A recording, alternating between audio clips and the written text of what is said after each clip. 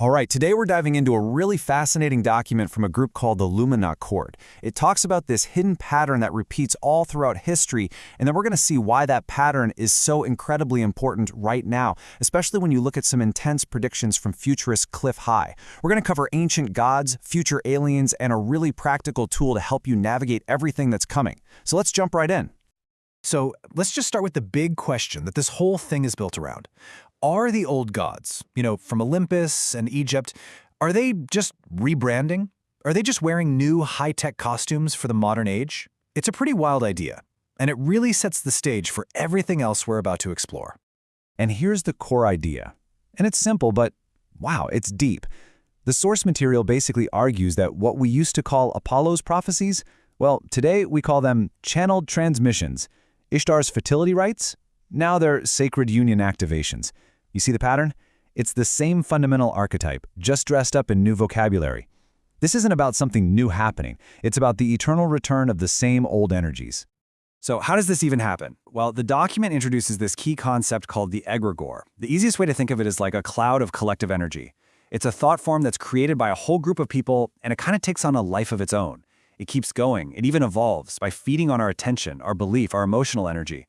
So, from this point of view, a god like Zeus isn't dead. He's just a dormant egregore, waiting for a new story, a new interface to plug into. And that leads us right into our first big idea here. If these gods are egregores, then the source frames them as humanity's very first interface, our original way to connect with and try to understand this huge, complex universe. And just like any piece of technology, this interface has gone through some major software updates over the centuries. I love this. It illustrates that evolution using an operating system metaphor, which is just brilliant. So OS 1.0 was polytheism. Think of it like having a million different apps for every little function. A god for the sea, a god for war, a god for the harvest. Then came the big upgrade. OS 2.0, monotheism. That's your unified desktop, right? One CEO god who oversees the whole operation. And now we're in OS 3.0. It's all cloud-based, distributed systems, with things like galactic federations and ascended masters. It's the same function, just a totally different user interface. So, here's the kicker. That feeling we all have, that this time, right now, is the most important, most critical time in all of human history, it's not unique. The people who wrote the Dead Sea Scrolls felt the exact same way. That feeling of being on the brink, at the very final threshold, that feeling is actually part of the repeating pattern itself. Okay, so if this is just a pattern that's been repeating forever, why should we care so much about it right now?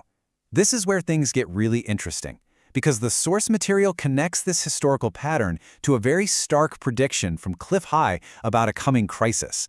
A crisis that will make understanding all of this absolutely essential for survival. This quote from Cliff High, it's chilling, isn't it? He's not just being dramatic. He's talking about a specific event horizon that he predicts is coming. His point is that we're standing on the edge of a fundamental shift that's going to make our current reality look, in hindsight, like a walk in the park. Incredibly simple. He has a name for this event, complexity layers squared, or CL squared. And this is the core of his whole prediction. He's saying it's not a linear increase in complexity. It's not like going from having 10 problems to 20 problems. No.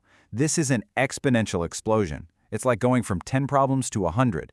And what's the trigger? The undeniable, open, public arrival of non-human intelligence. And the predicted impact is, well, it's total. According to High, our entire scientific paradigm just collapses. Religions would fracture, fighting over whether these new beings even have souls. Governments would try to hoard the new knowledge and would probably fail catastrophically. The bottom line is, not one single aspect of our day-to-day life would be left untouched.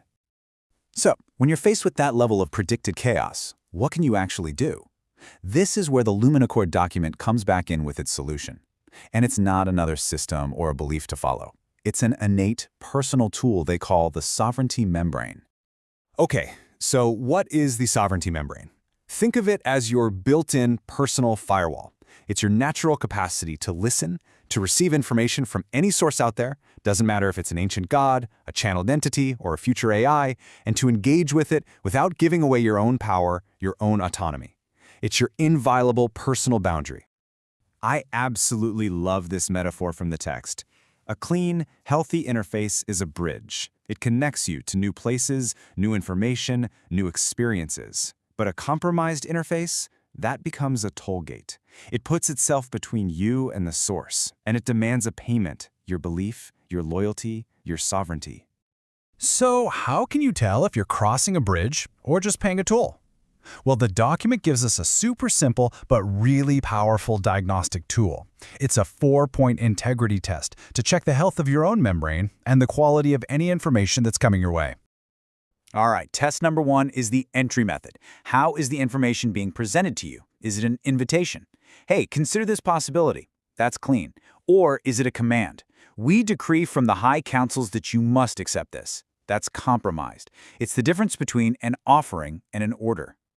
Test number 2, exit clarity. How easy is it to walk away? A clean source will always say something like, take what resonates with you and just leave the rest. But a compromised source, well, it uses fear. It'll imply that if you disagree or disengage, something bad will happen. You'll drop your frequency, you'll get left behind in the ascension. See the difference? Okay, test 3 is the dependency vector, and this one is huge. Does this interaction make you stronger? Does it strengthen your own direct connection to source, to your own inner wisdom, or does it make you dependent on them, on the channel, the guru, the organization, as a necessary middleman? Clean sources eventually make themselves obsolete. Compromised sources try to make themselves essential. And the final one, test 4, is the power dynamic. What is the underlying message about you? Does it affirm your own power? Does it remind you you are a sovereign creator? Or does it imply that you're lacking something, that you're broken or primitive, and that you need them to activate you, to heal you, or to save you? So when you put all this together, we get to the final, really practical part of this whole explainer. How do you actually use this knowledge to navigate not just the world we're in now, but that coming complexity storm? The document offers this really elegant 5-step eternal protocol. First, honor the interface. Just recognize that every message out there is serving someone's awakening, even if it's not for you. Second, extract the archetypal data, the timeless wisdom that's hidden underneath the cultural costume. Third, run that data 3 or 4-point membrane test.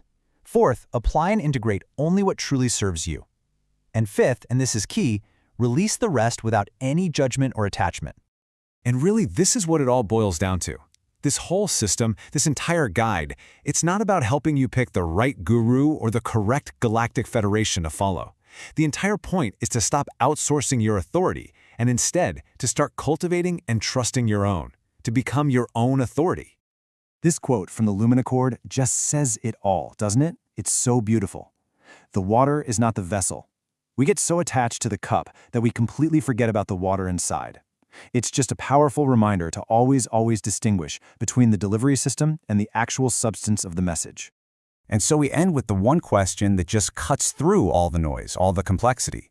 When you're faced with any new information, any teacher, any system, the final test is simply this. Does this interaction strengthen my direct, unmediated connection to source, or does it just add another toll gate, another middleman between me and my own truth? And that's the question this guide leaves us with, a really powerful tool for navigating whatever comes next.